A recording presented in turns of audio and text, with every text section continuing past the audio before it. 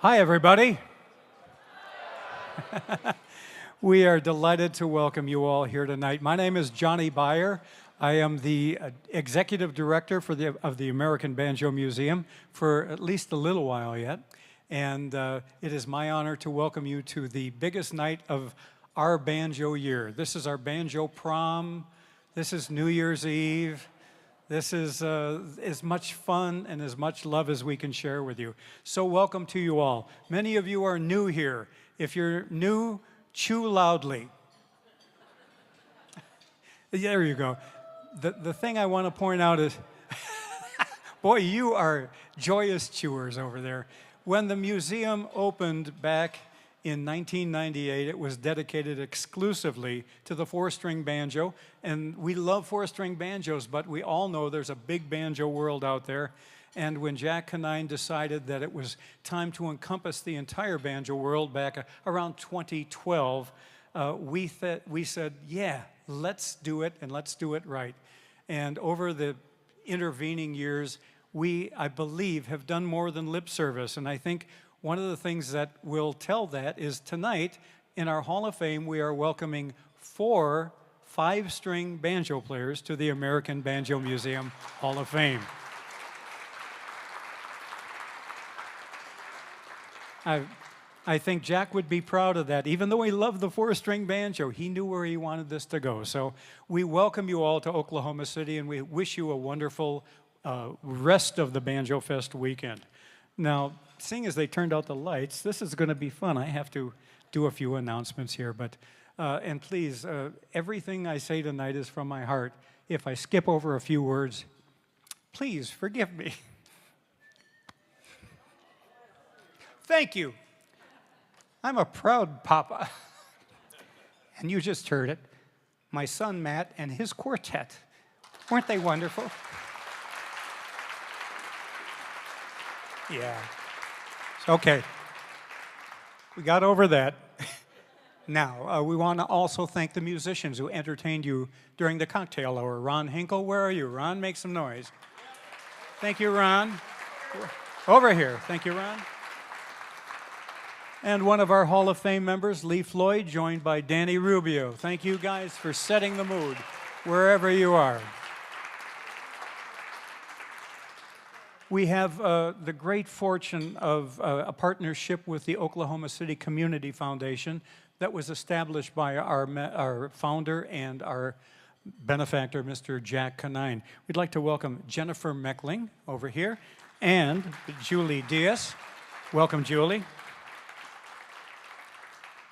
We also have one of the people who will be accepting an award tonight, the former executive director of the International, this is a hard word to say, International Bluegrass Music Association, Paul Schimminger. Paul is right down here.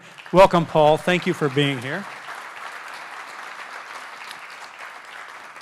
I wanted to mention last year we had a wonderful new friend join us as we honored Grandpa Jones, Larry Sledge. Larry, I see you out there. I wanted to say hello. Thanks for coming back. You don't realize how few people come here one time and we never see them again, so we really appreciate it. Thank you, Larry. We would not be here tonight if it weren't for Jack Canine. If you don't know Mr. Canine, Jack Canine had a vision for the American Banjo Museum.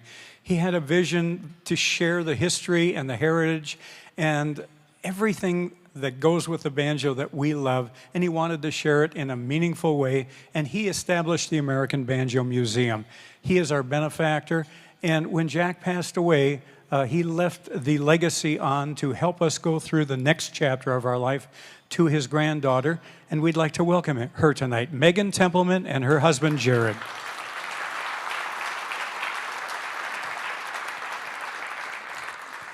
We couldn't do it tonight without a bunch of sponsors. Putting this all together takes a lot of money. Do you have any idea how much chicken costs these days?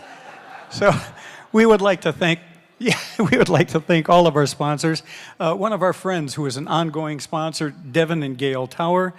Tonight, joining us, a couple who's given us more than their share, Paul and Teresa Poirier. Thank you, guys.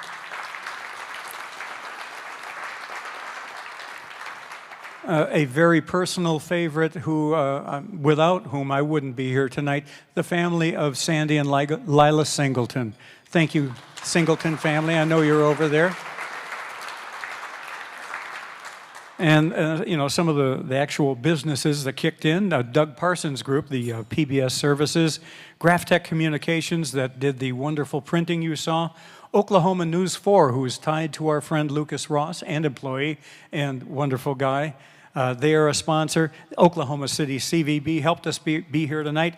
And attorneys, there are more attorney jokes than there are banjo jokes. But you don't realize that until you need them. And we would like to thank Mark Bennett and Justin Givens and their spouses and Perry Dunn Attorneys for being with us tonight and sponsoring us. And then there are some people who say, I really want to help these guys along, but I got to remember to send the check in.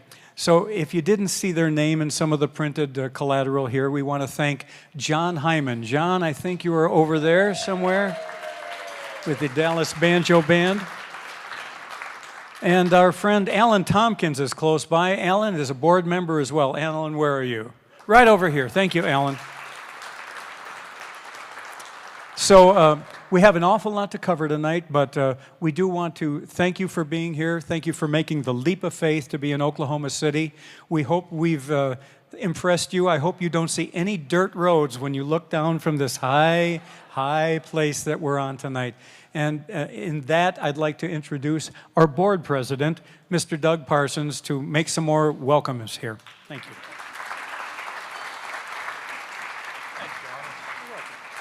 Thank you, everybody. I'd like to welcome everybody to the 14th Annual Maitre d' Convention. I had 4 people try to seat me when I got here. But up first, I'd like to, this is a very hard-working group. The board of directors, we meet for many minutes, like once a year. We meet throughout the year, and they really come and do a great job for everybody. So please stand when I give your name out. Debbie Schreier from Minnesota. She's also a Hall of Fame member. Justin Givens, right back there. Paul Poirier from Massachusetts. Hold on a minute, Johnny's a lot shorter than I am. There we go. Brian Newsom from Michigan. Eric Offsprung from Oklahoma City. Eric. Danny Rubio from New Orleans. Dr. Ron, where's Dr. Ron at? He's from Chicago and New York. And me, Doug Parsons. Thank you. And Bob Barta from New York. He's our newest member. And we also have Lester Cowden. I don't think Lester made it tonight. Lester's been going through some health issues, so keep him in your prayers if you would. I'd also like to recognize the ABM staff. They absolutely go out of their way and do so much with so little. And there's been a lot of issues there this year, and they've just really, really stepped up and do a spectacular job. And all of them are mainly led and guided by and directed by Johnny Baier.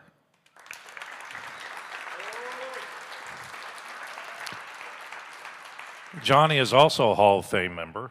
2019? Actually, we had an extra trophy. I'd like to recognize Margie. Margie, where are you at? Margie Smith-Robbins? There she is. Margie's a Jack and Nine winner also for many years. Lucas Ross, back there doing the thing. What a lot of you don't realize, how many here have ever heard of Kermit the Frog? Raise your hand. Lucas is the guy who plays banjo for Kermit the Frog.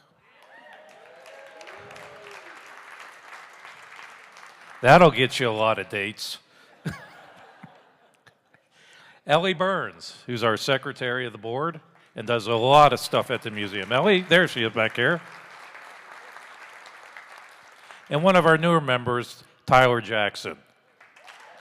There he is. Nice job. He's our curator at the museum. Cheryl Mitchell. Did Cheryl come tonight? Cheryl? Bueller? Huh? Oh, if they're in small letters, they're not here. So I'm guessing Donna's not here. Oh. But we do want to appreciate Cheryl and Donna because they do a great work for us. But I think Stephanie's here. Isn't Stephanie here? Yeah, there she is back there. She does a great job for us, too. She's our newest member, and we really appreciate her coming on board and doing stuff. And I also like to thank our volunteers, Eric Offsprung,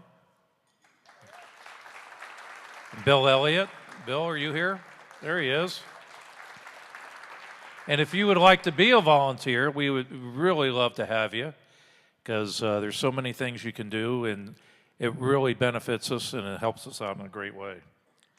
And with that, this says, Doug, shut up, go back to Johnny. Is that what I'm supposed to do?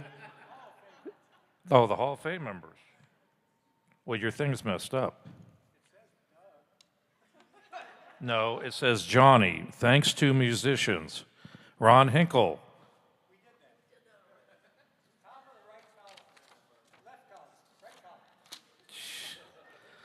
Did you all know Johnny's retiring? I do want to be. Oh, it is. So it's someone bought me a second drink, and it's their fault. Okay, I'd like to present the Hall of Fame members that are present. Buddy Wachter, 2001, 2012. Lee Floyd. Lee. Johnny Baier, 2019. Debbie Schreier, 2014. Scott Whitfield, 2021. Where's Scott at? I know I've seen you there. There he is. And what a lot of you don't know is Scott is a big weather chaser. So if you want to know anything about storms and weather, ask Scott. He's pretty good at that stuff. Randy Morris, 2022.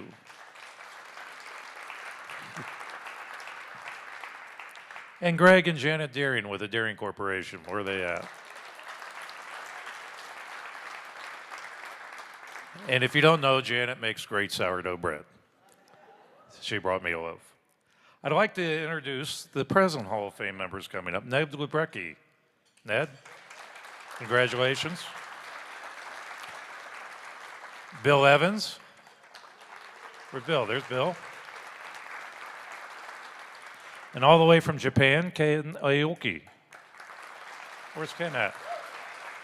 Oh, there he is. And Kristin Scott Benson. Congratulations, Kristin. It says, thank you, Doug Parsons. There you go.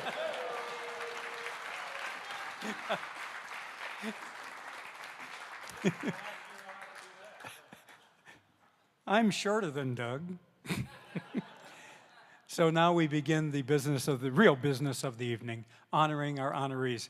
It's so much fun, but it's so much joy to bring banjo players together to honor each other. Ned Luberecki I met at banjo camps, and we've come together here, I think in 2019, when Ned held the court over the MC position at a great concert with Kristin Scott Benson. I believe that was that night. And he, if you don't know him, is the host of Bluegrass Junction on Sirius XM Radio. But in addition to all of that stuff, he's a great banjo player, he's a great banjo spirit, and great banjo educator and promoter. And we honor you tonight with induction into the Hall of Fame. If all of I just said doesn't mean anything to you, the next 3 or 4 minutes will. Welcome, Ned Luberecki.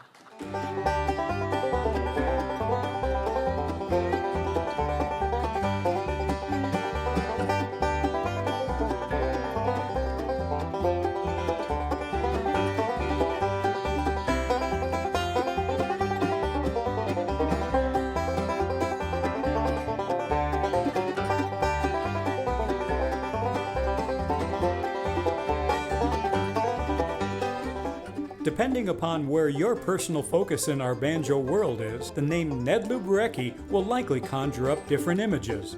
A modern-day banjo renaissance man, Luberecki has proven himself to be an accomplished performing and recording artist, a highly regarded educator, a respected banjo journalist and broadcaster, as well as a guiding force in the future of the banjo in bluegrass music. Still, while this diverse career path reflects each of his varied interests, influences, and inspirations, Luberecki remains steeped in the traditions of the instrument and music that he loves. Born in 1965 in Baltimore, Ned's musical spark was ignited at the age of 12 when he saw a banjo as part of a local bluegrass band called Coup de Grace. The Christmas Gift of a Banjo, along with a couple of Steve Martin comedy records which featured the instrument, were stepping stones to actual banjo lessons with Bob Tice in 1979.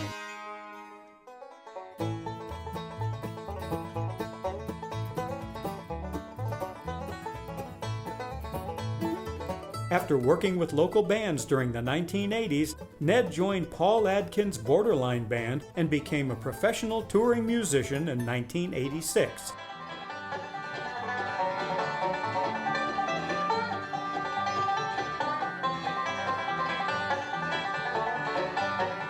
A harbinger of things to come, in 1990, Luberecki began the broadcasting portion of his career at WFMD Radio in Frederick while continuing to tour and record. Following a career path which recognized opportunity, Ned moved to Branson in 1992 and later joined the Missouri-based Radio Flyer Bluegrass Band. Later, Ned ushered in the new century with a move to Nashville, where he became a regular member of Chris Jones and the Night Drivers, while performing throughout the years with other bands such as The Rarely Heard, Tony Trishka's Double Bluegrass Spectacular, Larry Cordell and Lonesome Standard Time, and Nedski and Mojo. With influences ranging from banjo icons Earl Scruggs, J.D. Crowe, Tony Trishka, and others, coupled with diverse input from non-banjo types such as Eddie Van Halen, Oscar Peterson, and Dave Brubeck, Ned developed a personal playing style which is both hard driving as well as pyrotechnic when needed. All attributes which made him an in-demand educator as well as performer, in addition to countless private lessons, as well as being an instructor at every major banjo camp around the world. Luberecki has impacted thousands of aspiring banjoists through instructional books and videos marketed by Alfred Music, True Fire, and the Murphy Method. A career milestone occurred in 2004 when Luberecki began a long-standing relationship with Sirius XM Radio, becoming the first national broadcaster to feature bluegrass music on an ongoing basis. Putting his radio voice to good use, Ned has become the go-to host for many live events, including the prestigious IBMA Awards show, as well as World of Bluegrass concerts. In the realm of print media, Luberecki has been a regular contributor to publications such as the Banjo Newsletter, Bluegrass Unlimited, Radio Magazine, and Bluegrass Today. Since 2015, Ned Luberecki has been part of the acclaimed Becky Buller Band while garnering personal recognition, including the 2018 IBMA Banjo Player of the Year Award, as well as the 2023 IBMA Broadcaster of the Year. And in the midst of all of this activity, Ned corralled the creative forces necessary to produce his highly acclaimed solo CD, Take 5. Noting how he approaches both his life and his music with positive energy and enthusiasm, Steve Martin captured the essence of Ned Luberecki in describing his music as an absolutely joyous, riveting, beautifully syncopated example of the beauty of the banjo. Nuff said.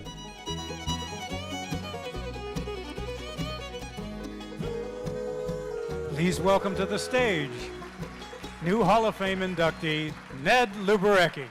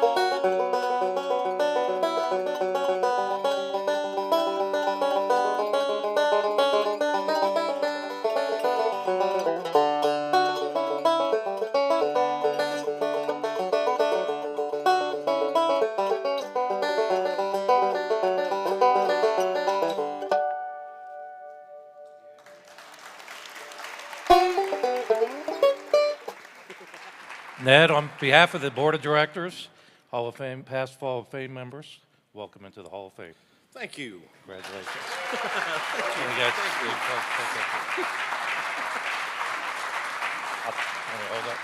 It's heavier It's than heavy, it looks. yeah. Well, it's a good thing I'm used to carrying heavy things. That thing's like a 3-pound tone ring right there. Oh, gee whiz. Oh, this is something I can honestly say as a youth I never dreamed of. Of course, there was no Banjo Hall of Fame when I was a youth, but no, really, this is it was very unexpected when I got the phone call from Johnny. He had left a message on my voicemail and said, you know, hey, Ned, will you call me back? And I thought, oh boy, I get to come back to help with somebody else's induction, you know, and I was excited about that. And then he said it was going to be me, and I thought, no, I heard that wrong. I didn't think that was a real thing. I need to thank so many people. I want to thank my wife, Kelly. Thank you. Love you. My thank you list goes way back to my first couple of days learning how to play the banjo with my teacher Bob Tice and some guys I used to work with at a music store back in Baltimore called Baltimore Bluegrass, Steve Cunningham and Mike Munford, who really showed me a lot about the banjo and music and life and all sorts of things. All the bands I've played in through the years, from the Seder Hill Band back in Baltimore to Paul Adkins to the Rarely Heard to nowadays with Chris Jones and then with the Becky Buller Band. And ever since I started playing the banjo, to me I always just looked at that next thing. You know, I remember when I first learned to play, I thought, wouldn't it be cool if I ever got to play in a jam session with other people? And then that finally happened. And then I saw a band play, and I thought, it'd be awesome if I just ever was part of a band, you know, and then I got in a band, and then I thought, wouldn't it be amazing if I ever played in a band that played like on stage, and just every step of the way, the only thing I ever really saw was sort of like maybe the next thing, and I always looked at it as wouldn't that just be cool if I ever got to do that? My love of radio actually sort of predates my time with the banjo. And I never thought that those two worlds would collide. I always thought that being a radio broadcaster might be my day job to help support my banjo habit. I really have to thank the guys at Sirius XM, Chris Jones and Terry Hurd, Kyle Cantrell and Joey Black, for bringing me on and letting me play bluegrass music and play the banjo actually on the air. If you've never tuned in, I do a thing called More Banjo Sunday, where I started doing a thing called the Sunday Banjo Lesson, teaching just a few little tips about the banjo every Sunday. 1 hour of the show, I just say, here's something you probably didn't know about the banjo, and I'll do it. And the thing that it never occurred to me was, I just saw it as something that might be entertaining. I just thought, well, this is something that'll kill a little time. People might find interesting. Who knows? Through the years, people, I don't even know how many, have come up to me and said, you know, I listen to you every Sunday, and you made it sound so easy. I went out and got a banjo, and I want to learn how to play.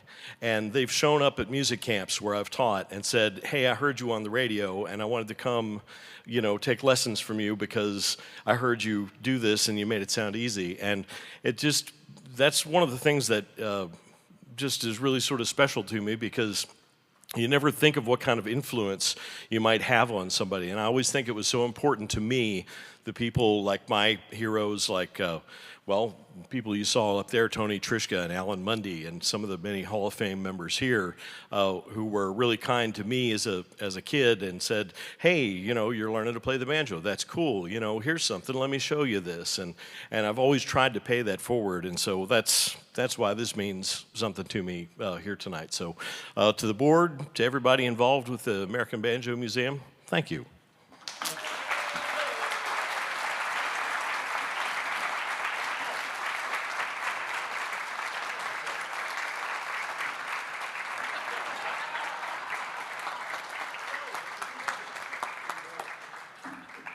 We always like to remember that it's not always the people who are out there today that brought us to where we are.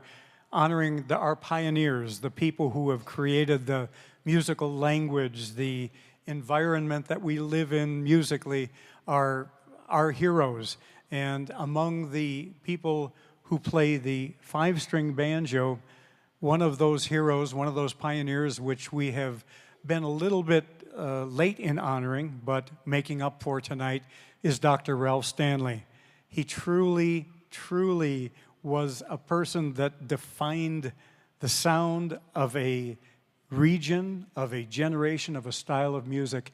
And for you four-string players, watch the screen. For you five-string players who know all about him already, we hope you enjoy learning and reliving the life and career of Dr. Ralph Stanley.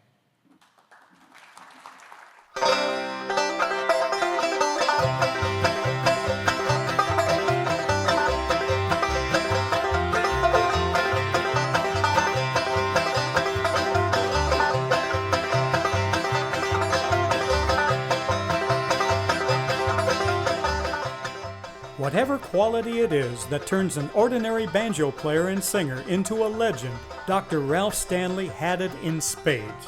A first-generation bluegrass pioneer whose musical honesty captured and distilled the longing felt by many who, like him, were sequestered in the remote mining communities of Virginia, Stanley's 60-plus year career saw his self-proclaimed old-time mountain voice become the soundtrack of a culture, and he himself the humble yet acknowledged king of old-time music.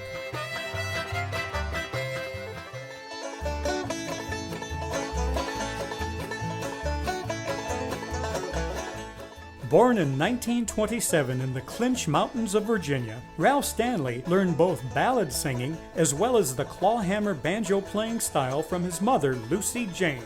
As unaccompanied hymns were a staple in the hard mountain country, the young Stanley's first public presentations of the vocal style which would define his career took place at the age of 8 in the local Baptist church.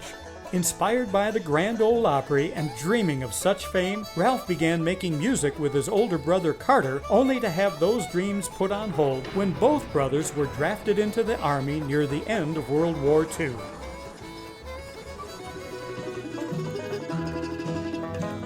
Shortly after their return to the States in 1946, the Stanley Brothers and the Clinch Mountain Boys joined the daily Farm and Fun Time program on WCYB Radio in Bristol, Virginia. 10 years of regional stardom followed, with the brothers making countless personal appearances as well as recording for multiple record labels, all while tweaking their signature sound, revolving around Ralph's mournful vocals and three-finger banjo playing and Carter's masterful lead singing. Aspiring to a level of national success that simply did not exist in the Appalachian region they called home, in 1958, the Stanleys relocated to Florida, where they established themselves as personalities on both radio and television. Do a little banjo picking here. Brother Ralph will take care of that.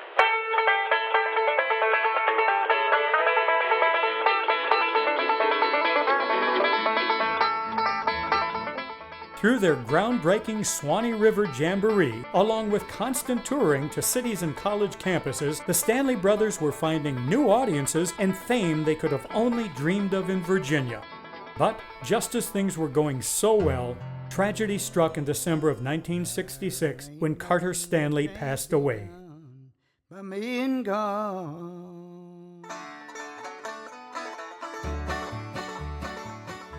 After overwhelming encouragement from fans and close friends, Ralph Stanley made the tough decision to keep performing on his own. Over the years that followed, the new and ever-evolving Clinch Mountain Boys were busier than ever, becoming a master class in bluegrass and old-time music for up-and-coming musicians such as Ricky Skaggs, Keith Whitley, Larry Sparks, and Charlie Sizemore. In 1976, Ralph received an honorary doctorate of music from Lincoln Memorial University in Tennessee and was later the recipient of the National Heritage Award presented to him by President Ronald Reagan. But the best was yet to come when, in 2000, a dream came true when Dr. Ralph Stanley was inducted as a member of the Grand Ole Opry.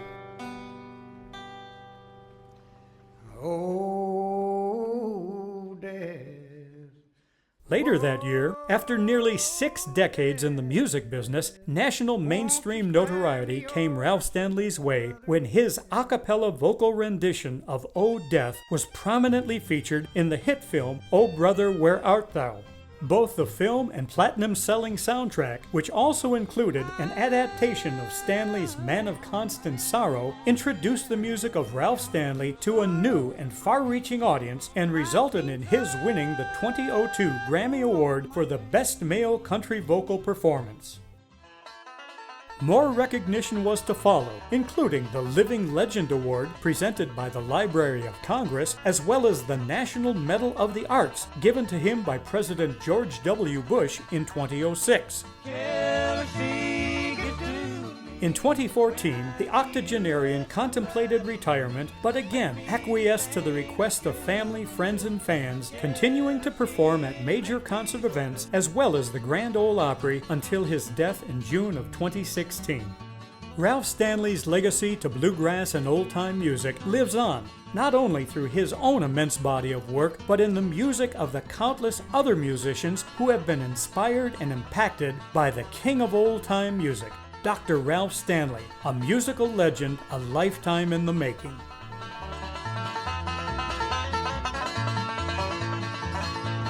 Jealousy makes me so blue. When we think of the influence that we mentioned that Dr. Ralph Stanley had on so many people, it's really interesting to note that 3 of them are in this room tonight. So to present their tribute to one of their mentors, please welcome Bill Evans, Kristin Scott Benson, and Ned Luberecki.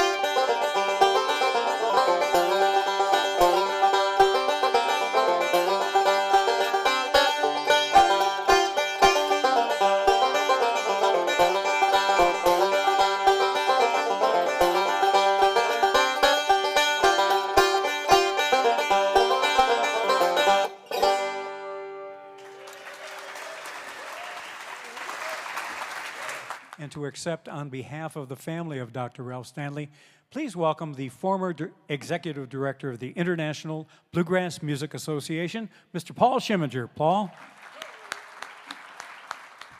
If you weren't familiar with Ralph Stanley's playing, you heard it right there. That was soul, that was haunting, and that was the sound of the mountains right there.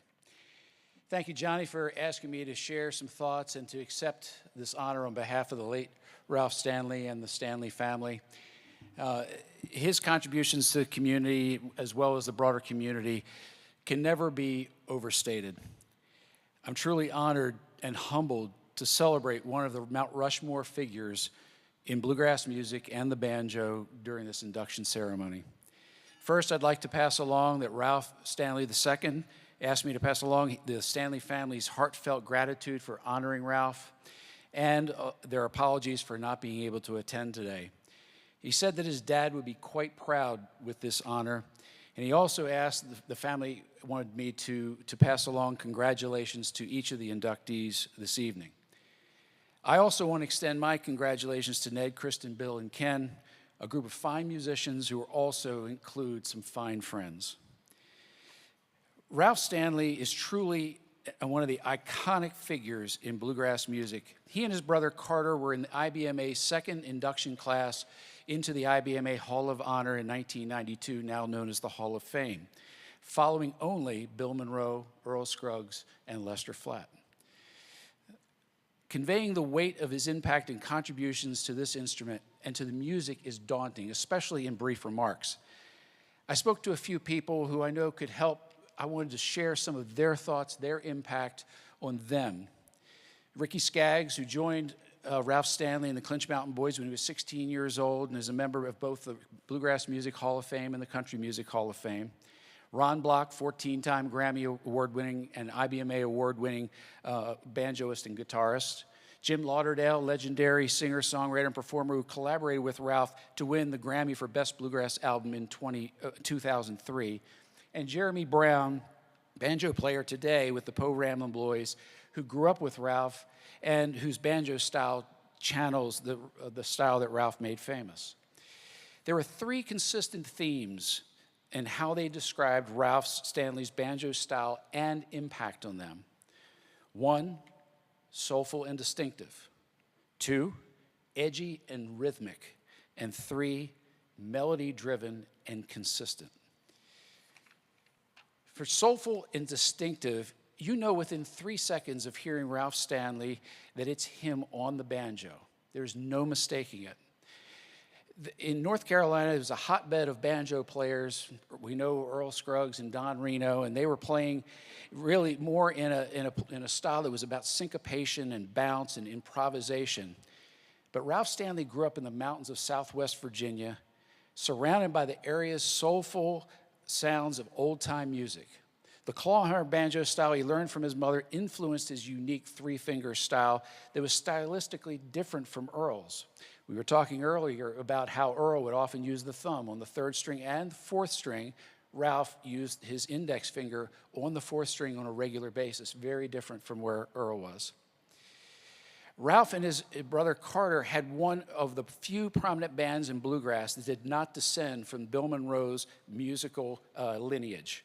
Instead, the Stanleys were on a separate path as old-time musicians incorporating bluegrass to create what could best be described as mountain soul or mountain music.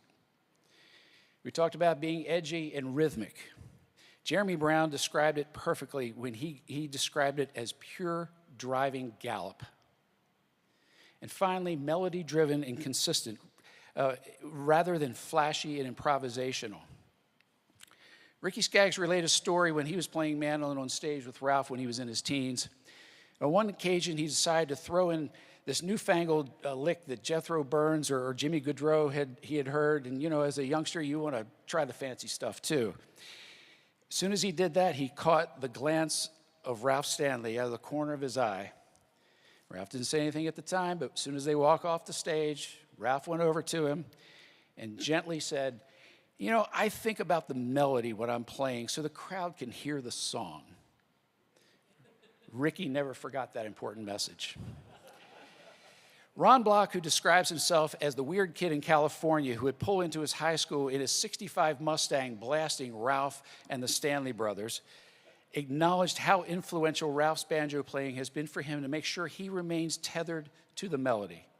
And he feels every young three-finger banjo player should study Ralph closely to understand the importance of the melody and the connection to the roots, the soulful roots of the music, rather than just the flashy stuff at breakneck speed that occupies the fancy of most young players. In closing, To understand the musical impact and importance of Ralph Stanley, one only needs to look at the many artists outside of bluegrass and country music who have acknowledged his impact on them. They include Jerry Garcia, Robert Hunter, Bruce Hornsby, Keith Richards, Elvis Costello, Elton John, Bob Dylan, Tom Petty, Robert Plant, Paul McCartney. That's a pretty powerful list.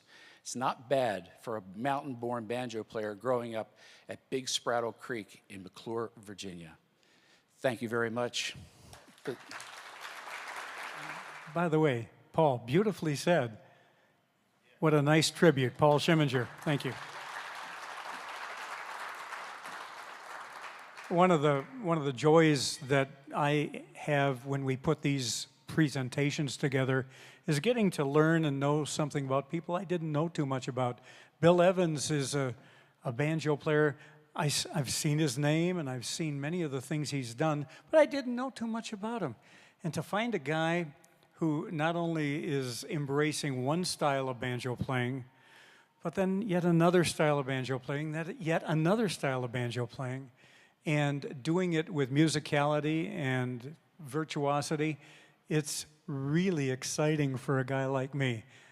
If you're not familiar with Bill Evans, I hope you'll enjoy the way I saw his story, and with the help of Lucas Ross, who's been doing most of the editing you see tonight, are presenting it to you tonight. So, Bill, for you, but before we start, thank you, Lucas Ross. You're doing a great job for us.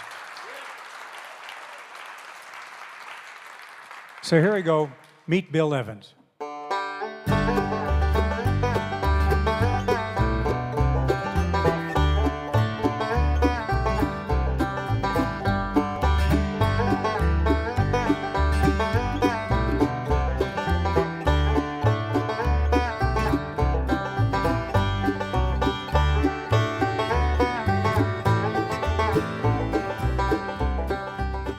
It has often been said that those who can do, those who cannot teach. Proving the falsehood of this adage is modern-day banjo master and instructor Bill Evans. As an internationally recognized banjo force, Bill Evans, producer, teacher, writer, and composer, brings a deep knowledge, intense virtuosity, and contagious passion to all things banjo, and, as one fan puts it, is to the banjo what Van Gogh was to color.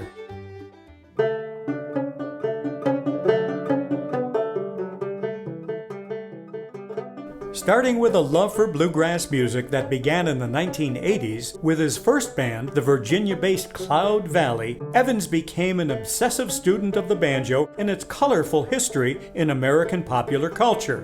While learning his banjo craft via one-on-one lessons with an impressive list of banjo gurus, including Tony Trischka, Alan Mundy, Bill Keith, Ben Eldridge, Sonny Osborne, and J.D. Crowe, Bill also earned a master's degree in ethnomusicology from the University of California at Berkeley.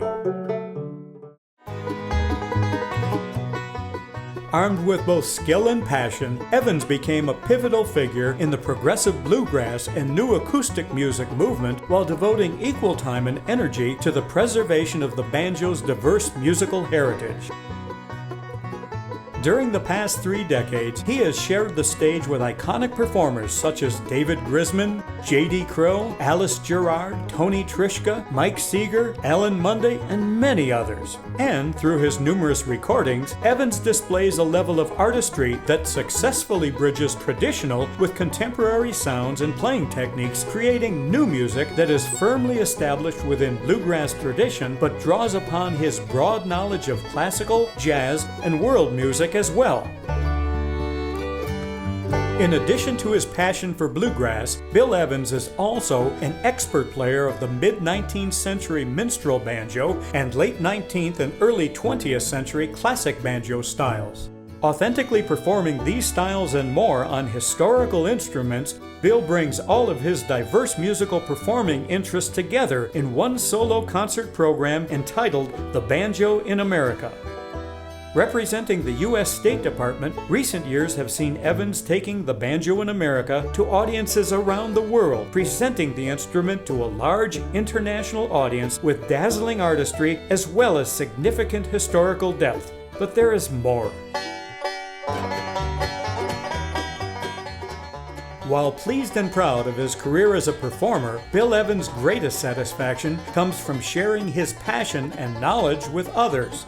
For starters, he is the author of Banjo for Dummies, arguably the most popular banjo instruction book in the world. Additionally, 6 critically acclaimed instructional CD programs, as well as online teaching courses hosted by Peghead Nation, set the stage for Evans' best-selling Mel Bay publication entitled Parking Lot Pickers. In addition to joining forces with the late Sonny Osborne in hosting the annual Nash Camp Banjo Camp each fall in Fairview, Tennessee, Bill has been a mainstay at many other banjo and bluegrass music camps, including multiple appearances at Sore Fingers Bluegrass Week in England, Bluegrass Camp Munich in Germany, and U.S.-based events such as the Midwest Banjo Camp, Steve Kaufman's Acoustic Music Camp, and the California Bluegrass Association Music Camp. Equally adept at teaching young students as well as adult learners, Bill Evans has probably taught more one-on-one banjo lessons than anyone else in the world. At any one time, Bill teaches between 40 and 60 students, in addition to maintaining a steady international touring schedule.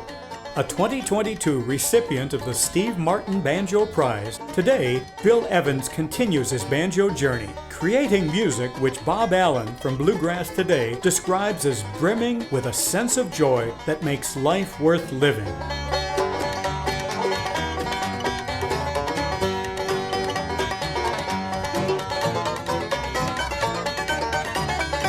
And with that, please welcome our 2024 Hall of Fame inductee, Mr. Bill Evans.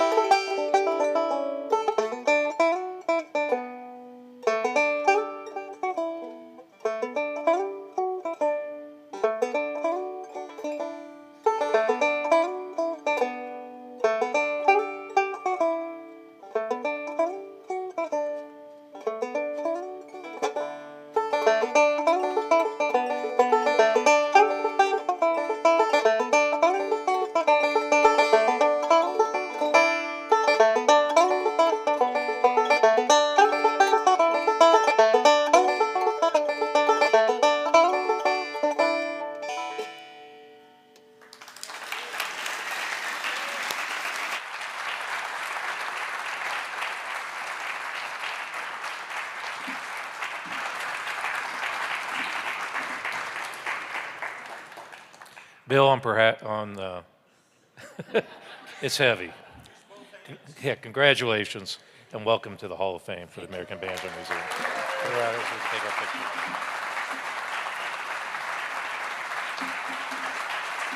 You want to hold that? Sure.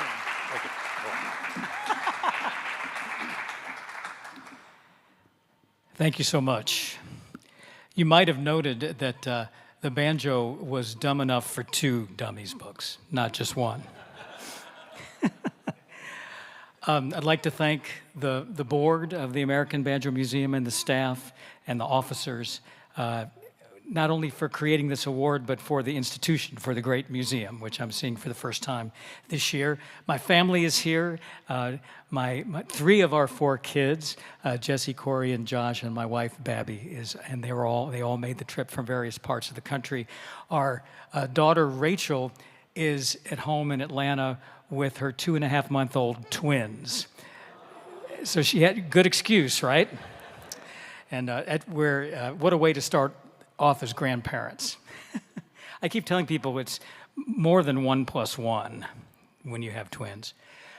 In thinking about what I wanted to talk with you about in just my own life, which was so well summarized by Johnny's presentation, is community. We all seek community in our lives, whether it's from family or school or church, or as we grow older, hobbies that we take, our friends, our networks.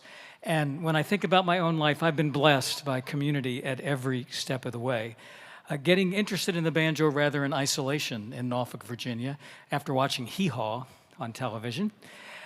But there was a guitar shop and folklore center in Norfolk, Virginia, run by a man named Bob Zentz, and I want to credit him tonight. And a remarkable series of performers came through the Coffee House series at that store. I soon was playing with Lynn Kelly and Bill Smith in a trio, very good friends. And for the annual Old Dominion Folk Festival, there I was, volunteering backstage, spending the afternoon with Libba Cotton and Mike Seeger and Tracy Schwartz, Jim Ringer, Mary McCaslin. And I look back on that, and that was really a remarkable thing for a high school kid. And then with banjo as a passion, going to college at the University of Virginia, on Thursday nights we would drive the 3 hours from Charlottesville to Bethesda, Maryland to see a group called the Seldom Seen.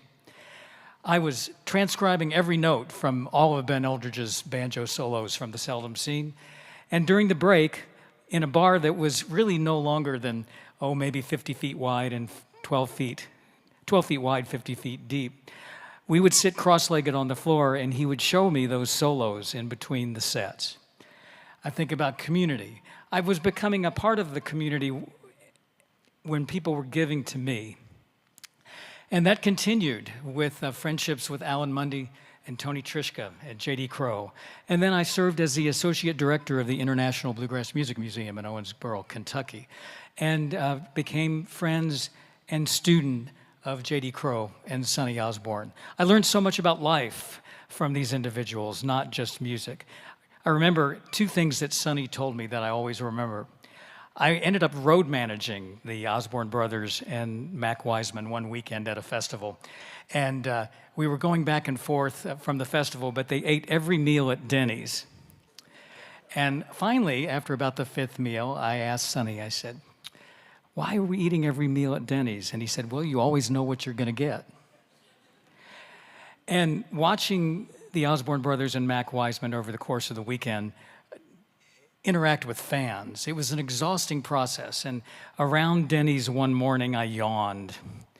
And when Sonny Osborne wanted you to remember something, he would look you straight in the eye. And after yawning, I said, "Gosh, I'm so tired."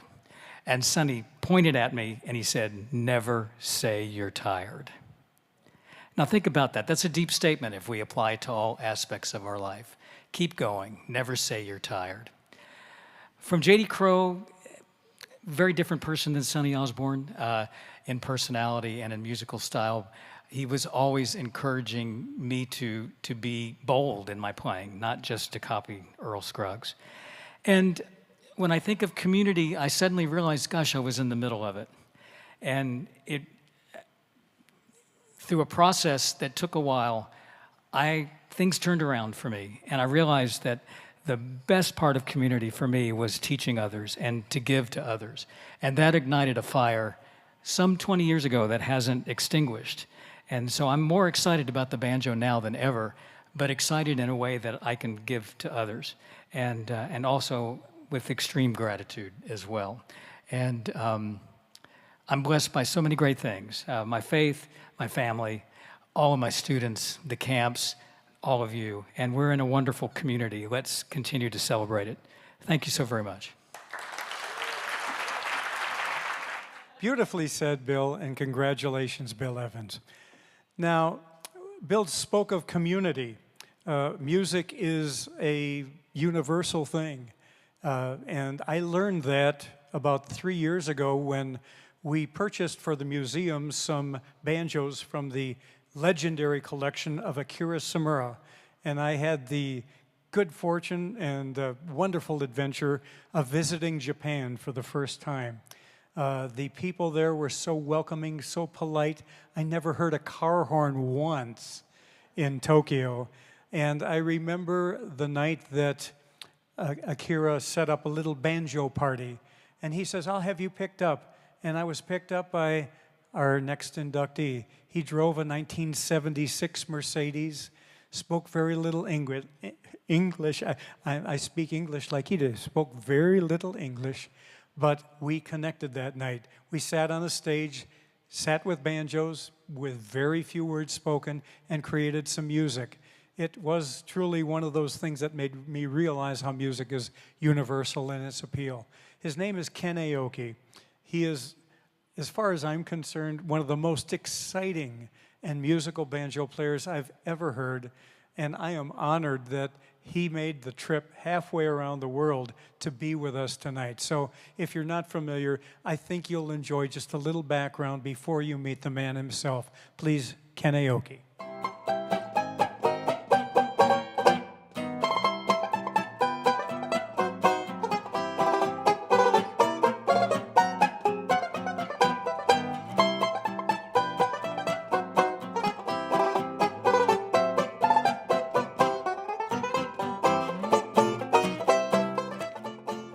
Interestingly, people from other countries often embrace American popular culture through its music. While generally perceived as exclusive to the United States, the influence of early American jazz music stretches worldwide. In Japan, where Dixieland jazz and the rhythmic pulse of the four-string banjo is immensely popular, one particular banjoist is regarded by his musical colleagues as one of the most masterful players ever to pick up the instrument. And, not so surprisingly, with the proliferation of audio and video music via the internet, many banjo players around the world share the same opinion. The man is Ken Aoki.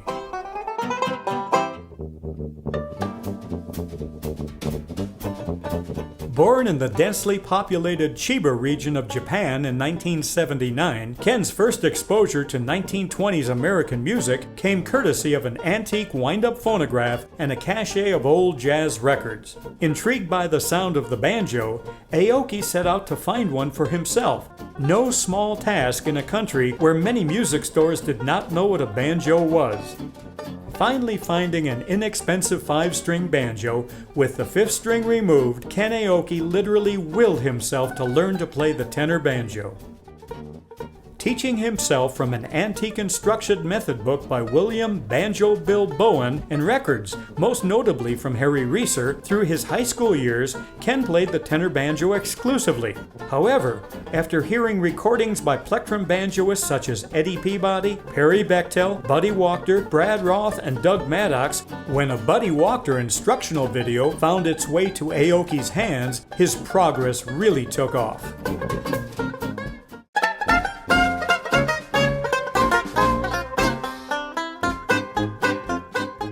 At the age of 18, Ken Aoki's professional career began. Performing first with a traditional jazz band called Dixie Castle, Aoki found respect for and flourished within the Japanese sensibility of embracing all types of music, allowing him to make a career as a professional musician.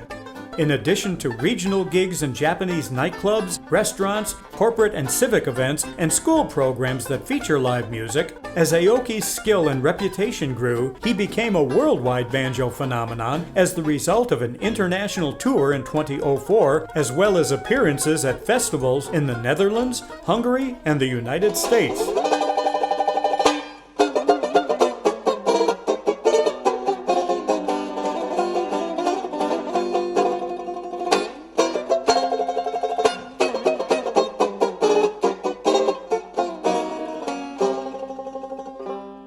Although relatively young and half a world away from much of his strongest musical influence and inspiration, Ken Aoki was able to amass a great understanding of musical insight, coupled with the development of a very personal playing style which is, in part, a respectful homage to every player or influence which has positively impacted him in the past. An immensely talented yet humble practitioner of the diverse musical styles the banjo is capable of creating, Aoki routinely avoids the bombastic showmanship often associated with the banjo, favoring instead a simple, smart, and natural presentation in which he always hopes to make his banjo sing.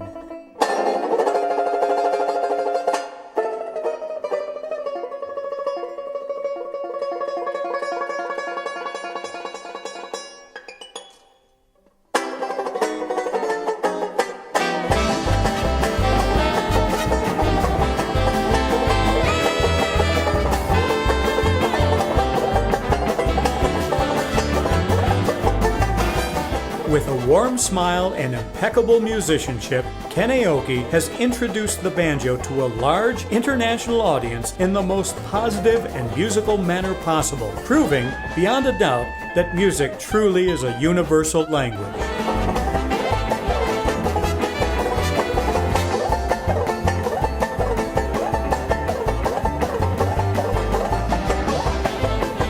I'd like to welcome to the stage the man you've just learned about. Please welcome Mr. Ken Aoki and his dear friend Sato Yash. Beyond the blue horizon.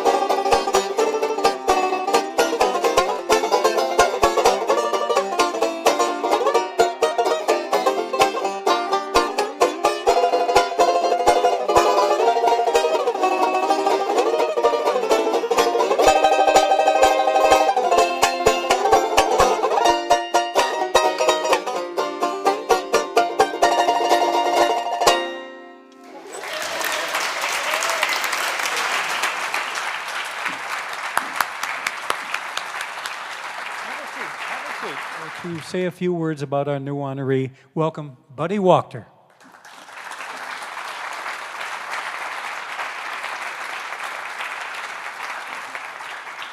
Congratulations.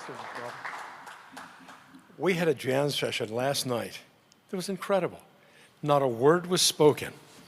And Sato and Ken together, playing with Tyler and me, went back and forth in a jam session, exchanging ideas and doing permutations of ideas and new strokes, and not a word of speech was spoken. And we realized we got done. Music transcends all of this. Politics, economics, all the world's problems. And we just had a ball playing last night. And although Ken speaks very little English, his friend Sato has been helpful in translating. And we had a 2-hour lunch today, and I just grilled him. I wanted to know what drove this guy to be as crazy as the handful of the rest of us who really were driven to do this.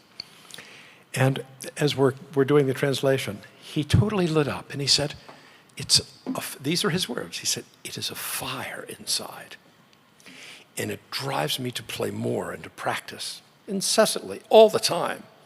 And I said, "Where is the force that's driving you?" And he reached his hands above his head. He said, "From here." And it comes down and fills me like a spirit. And it drives and guides what I'm playing. It's very, very powerful. Very powerful. And the coolest thing about that is that it's an invisible connection that all of us as players have. It's the same guy in there, the same heart and soul that drives all this. And you talk about community. This guy, although Johnny made it look like there's a lot of popular banjo stuff going in Japan, that's not true. He didn't have a big banjo community over there. We all had bands to go to in our town, multiple bands, players to visit, banjo clubs everywhere. This guy didn't have that. And he's like a rose that grew up in the middle of all this with an idea, and he explained this to me. He liked the sound of the banjo because it was like other Japanese instruments, koto, things like that, that had an unusual voice. He thought the banjo had an unusual voice, and he could use it to play his own folk music. But then he discovered the role that it played in other kinds of music there. And what he is so, your word was grateful. And this is a humble guy. He is so grateful to be honored by us in what he terms the real banjo community. This is what he's seen, dreamed of. He listened to all of us playing on the screen. That's been an inspiration to him.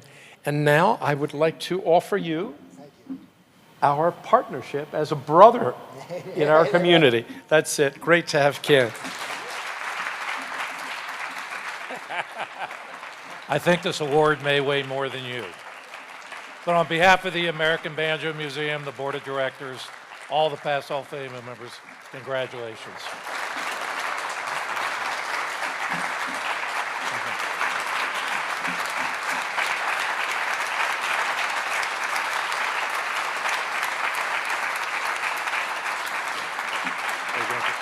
I met Kristin Scott Benson in New York, of all places, the heart of the bluegrass world. Cynthia Sayer was running a little weekend banjo event out there at the town winery or something like that. And I'll never forget something she said.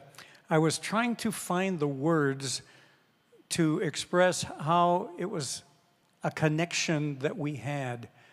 And it was her words. She says, music touches you, and music touches us. Music touches me, and we're worlds apart because she lives in a whole different, the bluegrass community and the four-string banjo world seem so far apart, but they're not when the music touches you. And that was a moment that kind of defined how I believe the bridge between 4- and 5-string banjo could be broken down, or that little gap that seems to exist or seem to exist. I think tonight we look at it and we see that gap is closed up quite a bit, don't you think? And I hope you do. And Her open-minded spirit about music is going to be demonstrated in a few minutes. But before we do that, if you're not familiar with her, please meet the career and life of Kristin Scott Benson.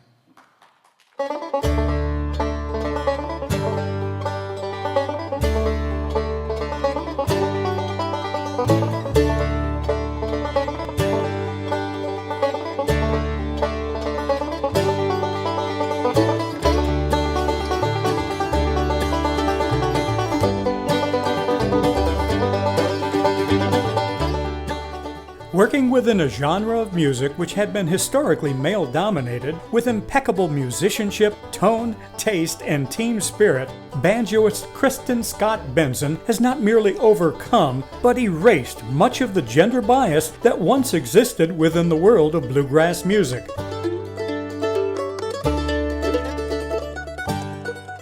Born in Union, South Carolina in 1976, Kristin was surrounded by bluegrass music from the moment she was born. After attending countless festivals and watching her grandfather, Averill Hogan, play the mandolin, at the age of 5, Kristin started playing the mandolin as well. But it was the sound of the banjo as played by Scott Vestal and Doyle Lawson and Quicksilver which ignited the young musician's passion for the banjo in a bluegrass setting.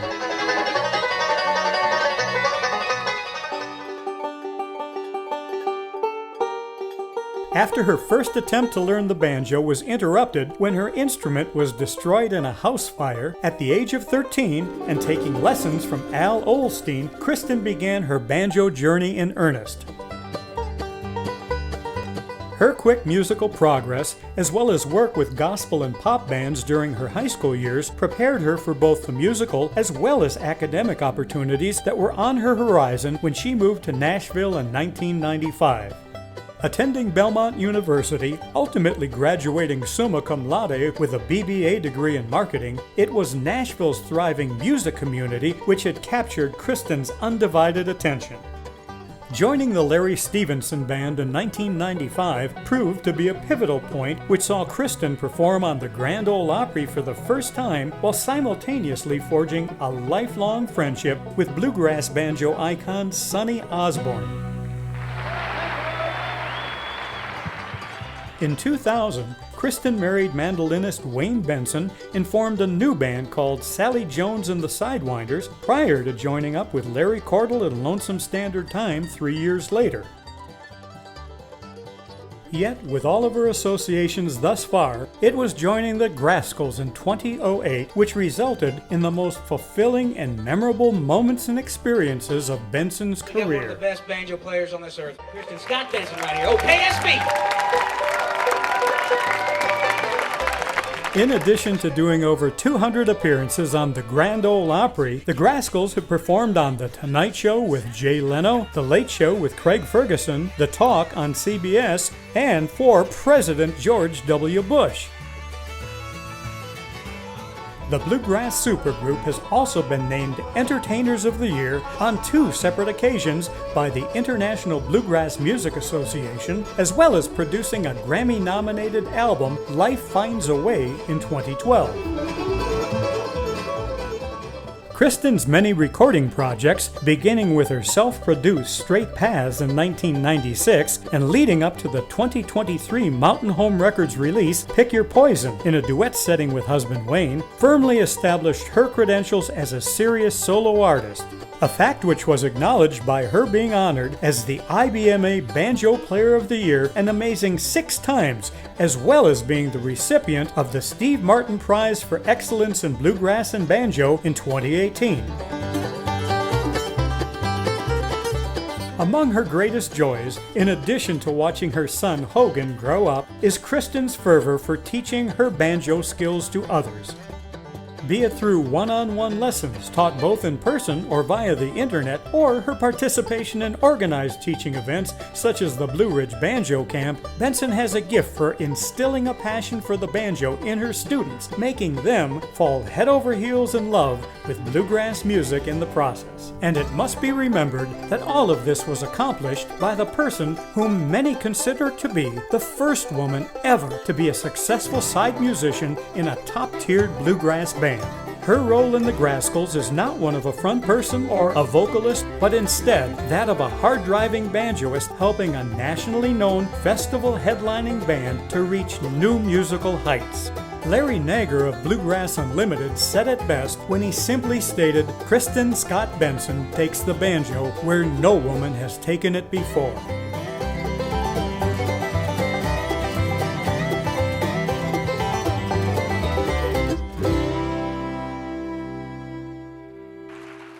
Please welcome to the stage Kristin Scott Benson.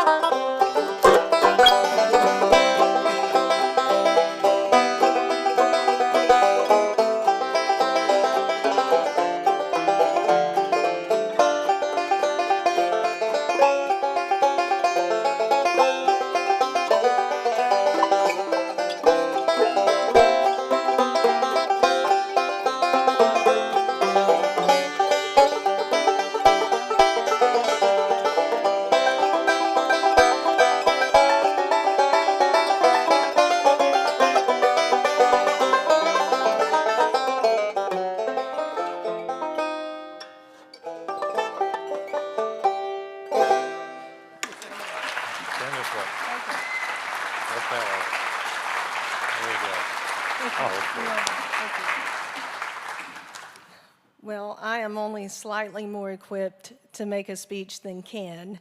This is not normally what I do. I don't talk in front of people ever, and I stand on the side of a lot of guys that I'm lucky enough to share the stage with. But I want to thank you guys so much. Bill spoke of community, and I can say that among the most important communities in my life is the banjo community and the bluegrass community. And I look across this room, and there are so many wonderful people that have meant the world to me and have contributed to this journey that has kind of defined my entire professional career. So I can't thank you guys enough. But the people that I want to thank the most, I certainly want to thank everyone who's ever hired me. You know, Larry Stevenson hired me as a 19-year-old girl, and people give me credit for that, and I'm like, look, he deserves the credit. He's the one who kind of broke the mold and hired me, and I was with his band for 7 years, and that was sort of the first domino that led to the next thing. So I specifically would like to shout out to Larry Stevenson, and that led to the mentorship with Sonny Osborne, who was a hugely important person to me that I dearly love and miss, and I wish he could be here. You know, when you think about things that mean the most, certainly something like this means the world, but that picture of Sonny, one of the IBMA years, he presented.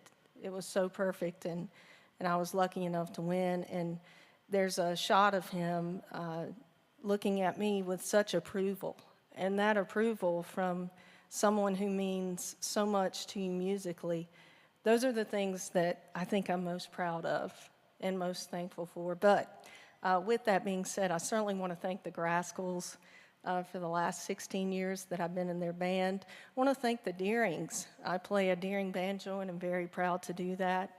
But most of all, you know, I want to thank my mom and dad. My mom and dad bought 2 banjos. As you saw, the first one that we lost in the house fire, and then later on they bought a banjo, and they spent money on lessons that it was a sacrifice for them to support me playing the banjo the way they did. So my mom and dad, my grandparents, who were hugely influential, now with much love, I thank my husband and my son. But most of all, right now, what I'm overwhelmed with is just gratefulness to my Lord, because if you had asked me when I was 13 or 14 years old and he had just said, Kristin, what do you want to do?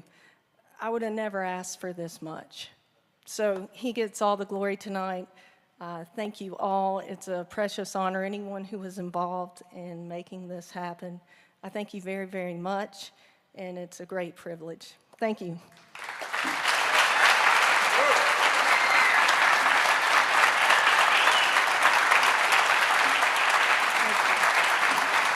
Before we let you go, folks, on behalf of the museum, American Banjo Museum, the board of directors, we want to thank you all again. It's been a wonderful night. You're all a wonderful audience, and I feel the love of the banjo in this room, and I think you all do too. Keep it going. Take it with you. Good night.